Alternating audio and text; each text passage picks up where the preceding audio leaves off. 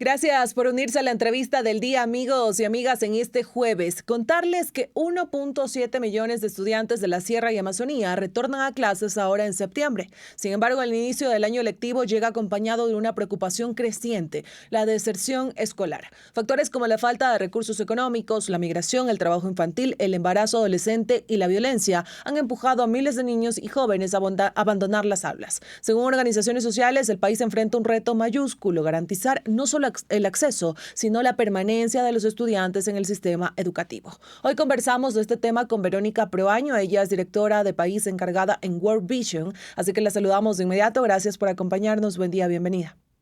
Muy buenos días, muchísimas gracias a Radio Corape por abrirnos este espacio para su radio escuchas.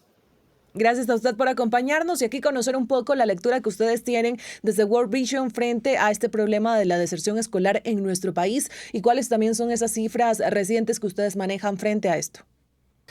Bueno, como tú bien lo has citado, es una preocupación de la cantidad de niños que no van a poder volver al sistema educativo. Se habla en el Ecuador de alrededor de 450,000 niños que están fuera del sistema educativo. Y esto tiene varias razones, ¿no? La primera siempre va a ser la económica, lastimosamente. No existen los recursos económicos en los hogares para pagar insumos que se necesitan para la escuela, como los útiles escolares, y más bien los niños abandonan los estudios para volverse mano de trabajo en sus hogares.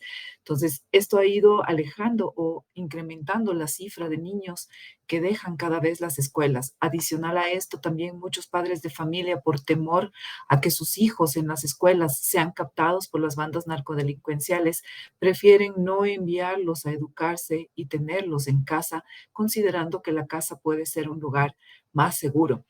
Es preocupante lo que ocurre con esta brecha de falta de educación escolar de los niños del Ecuador, porque va a complicar su futuro, porque va a complicar también el futuro del país. Cuando nosotros no hacemos inversión social como país en temas de salud o educación, estamos no solo comprometiendo a los niños ahorita en su presente, sino a su futuro y el talento humano del país. Y usted mencionaba precisamente estos factores que son la pobreza, la violencia. ¿Estos factores también se repiten en niños y adolescentes en la Sierra y Amazonía o tal vez es una realidad que cambia un poco en las zonas de la costa, a diferencia de zonas de la costa? En el comportamiento de este último año, que es el año más violento que hemos vivido, ¿no es cierto?, para los niños y las niñas, en donde ha habido un 600% de incremento de muertes de niños y niñas, y sobre todo entre los 15 y los 17 años, porque los niños lastimosamente están involucrados en este tema de las del narco de los narcodelictivo que hay en este momento en el país, está perjudicando más a los niños de la costa que a los niños de la sierra ese tema. Pero si tú ves para las cifras que vamos a tener para el próximo año, nosotros podemos hablar de que en los últimos años casi 150,000 niños, niñas o adolescentes están abandonando el sistema educativo o no son promovidos. Y esto incrementa el rezago escolar. En los 350,000 niños, niños y adolescentes que yo te mencionaba que están fuera del sistema educativo o asisten a grados que no les corresponden también. O sea, los niños a veces dicen voy a cuarto grado y la capacidad de aprendizaje del niño realmente es para un segundo grado. Entonces, esto también va generando rezago escolar y que después las familias, pensando que el niño no es apto para estudiar, en vez de revisar si la pedagogía es la necesaria para el niño, lo retiran del sistema escolar.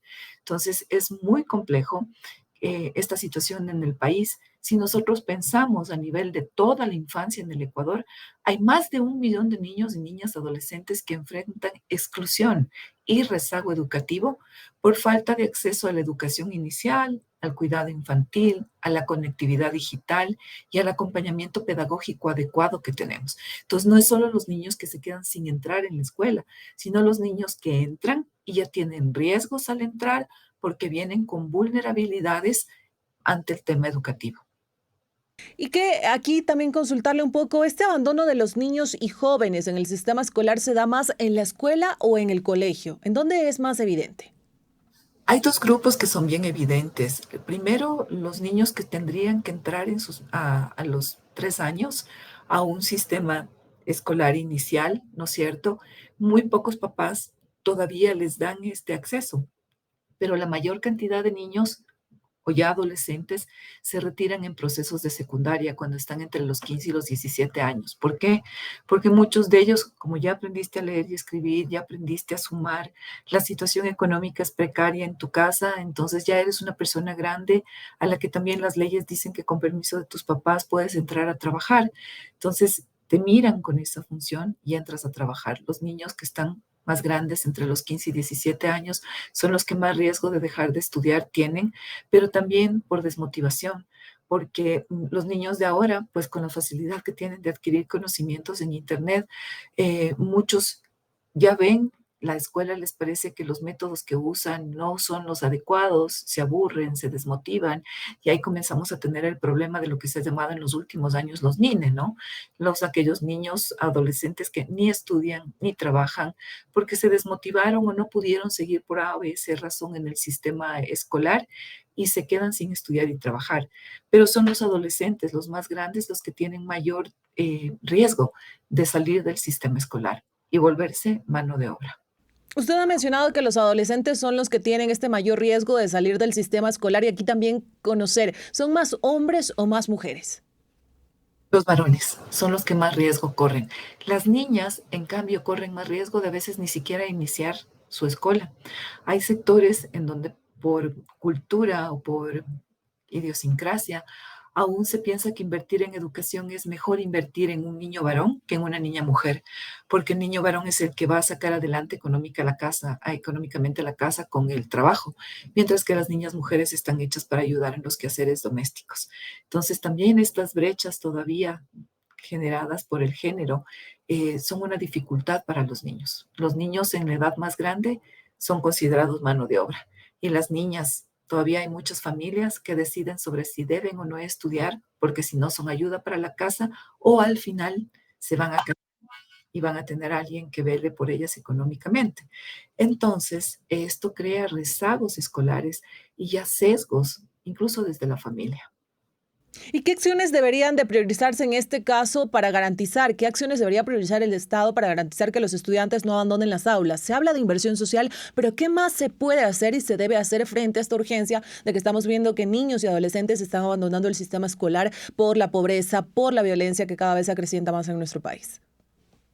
Bueno, ¿qué es lo que nosotros debemos o sugerimos al Estado? Y hacemos un llamado al Estado, pero también a los padres y a las familias.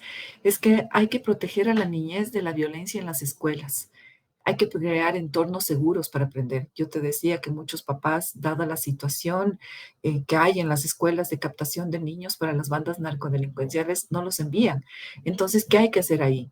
Es trabajar en que las escuelas se vuelvan lugares seguros y protectores de los niños que van a ellas. Hacer que las escuelas sean seguras. Esa es una parte muy importante en la actualidad aquí en el Ecuador. Y no solo por eso, sino también porque la escuela a veces se vuelve un lugar en donde circula la droga. Entonces, por eso es muy importante que revisemos que los planteles educativos tengan esta capacidad de ser lugares protectores para la niñez. También es importante que como país se impulsen políticas integrales que unan a la educación, a la salud y a la protección para que esto abra más oportunidades para los niños, niñas y niñas. Hay que trabajar con una visión integrada entre todas esas áreas, porque no es solo que el niño vaya a la escuela, es que el niño cuando va a la escuela, por ejemplo, ya accede a la comida escolar o al desayuno escolar que le dan, ahí haya la alimentación adecuada. Y lo que te decía hace un momento, espacios protegidos, espacios seguros. La escuela también es importante que deba ser un lugar en donde se fortalece la salud mental y el apoyo psicosocial. Esto es importante para que la niñez y la juventud tenga herramientas para permanecer en la escuela y superar la violencia. Muchos niños terminan saliendo del sistema educativo porque su salud mental es altamente frágil. Recordemos que en el Ecuador la principal causa de muerte de niños y niñas entre los 8 y los 10 años es el suicidio.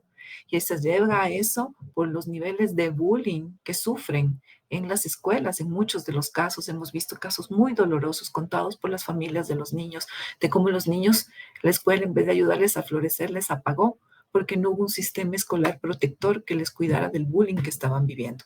Entonces, una recomendación es también esa, que fortalezcamos la salud mental y el apoyo psicosocial en las escuelas. La otra es el apoyar con medios de vida sostenibles para las familias. hay que pensar en reducir el trabajo infantil y hay que ayudar a las familias con la presión económica, porque la presión económica también genera deserción escolar. Una familia no tiene para pagar los uniformes, los útiles escolares, tal vez la computadora o el celular, porque ahora hay muchas cosas que se hacen a través del tema digital. Entonces deciden a sus niños dejarlos sin estudiar y dicen el próximo año, pero el próximo año tampoco ocurre porque sigue en el mismo problema. Debemos promover, siendo que los adolescentes y los jóvenes son los que salen mayoritariamente del sistema escolar o se quedan en rezago, debemos promover programas de desarrollo juvenil. Aquí hay que repensarse la educación y debemos tener formación técnica y empleabilidad que vincule la educación con un futuro digno. Hay que revisar cómo está constituida nuestra currícula y nuestro modelo educativo. Eso es muy importante, sobre todo para ayudar a los jóvenes. Y también es súper importante que escuchemos y fortalezcamos la participación de los niños, niñas y adolescentes, porque hay que oír sus voces. Tenemos que conectar con lo que ellos necesitan. No podemos construir desde lo que nosotros vemos o visionamos o creemos que es. Los niños, las niñas y los adolescentes tienen una voz que debe ser escuchada, porque son generaciones que han vivido de otra forma la escolarización. Hay una herramienta que es de libre uso, que es el Internet, que también te va desarrollando de otra forma tu conocimiento. Y es un momento en donde la educación tradicional tiene que escuchar la voz de los jóvenes, sus necesidades y reconstruirse. Proaño, usted ha mencionado un tema muy importante y ha hablado de escuelas que se conviertan en lugares seguros y protectores. De este concepto se habla mucho, pero aquí consultarle un poco. ¿Usted considera que este concepto se está entendiendo de la manera correcta en nuestro país y no solo cuando se habla de lugares seguros y protectores, se está pensando en seguridad, en poner policías? Cuando este tema va más allá, se le debe analizar de una manera un poco más profunda, precisamente para dar ese apoyo, ¿no? Apoyo mental, apoyo psicosocial, lo que usted ha mencionado. ¿Cómo ve este concepto que se lo está tratando en nuestro país en las escuelas? Bueno, para World Vision Ecuador es muy importante que entendamos que se trata de hacer varios pasos en este tema de volver las escuelas un lugar seguro. Primero es una prevención, hay que hacer prevención. Nosotros decimos siempre que violencia con violencia no sana la violencia. Para entender una sociedad tan violenta como la nuestra hay que volver a las bases y desde la educación, incluso en casa, y el cuidado o lo que entendemos como cuidado desde las comunidades hacia los niños, niñas y adolescentes, debe ser desde otra forma, no desde la violencia, que es el golpe, el grito humillante, la palabra descalificadora, sino que tiene que ser desde la ternura, desde el acoger, desde el escuchar, desde el acompañar a nuestros niños, niñas y adolescentes. Entonces, esto llevado al sistema educativo, como tú planteabas, dar un lugar seguro no es solamente poner policías, dar un lugar seguro es revisar cómo el DESE de la escuela está llevando el apoyo psicosocial, qué formación les damos a los padres para que ellos también en la casa sean un lugar seguro y protector, cómo nos aliamos con la comunidad, cómo nos aliamos con las iglesias que están alrededor, para que todos tengamos este enfoque de proteger a los niños, de ser cuidadosos de ellos, de estructurarnos entre todos nosotros. Entonces, es muy importante que nosotros entendamos que esta violencia que vemos se manifiesta en la deserción escolar es solo la punta del iceberg. Atrás de eso hay que corregir la pobreza, la violencia, la falta de las oportunidades debe ser entendida de manera integral. Entonces, una escuela que es segura y protectora seguramente estará revisando todos estos puntos, estas aristas que te he mencionado, desde cómo ayudar a que deje de haber bullying adentro, cómo hacemos que los niños tengan autoestima, cómo hacemos que los temas que trabajamos con los niños sean los que a los niños les interesa, la forma pedagógica en la que les damos sea la más correcta y adecuada para las nuevas generaciones y no como nos educábamos hace tal vez 40, 50 años. Entonces, todo esto hace de la escuela un espacio seguro.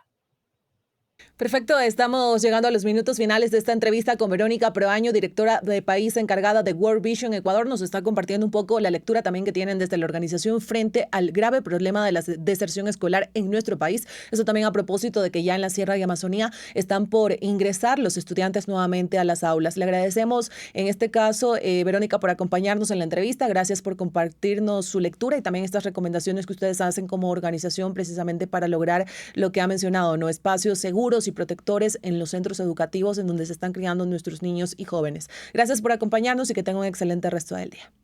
Gracias a ustedes. Gracias, que pase bien amigos y amigas. Culminamos la entrevista. Sigan en sintonía de los medios comunitarios.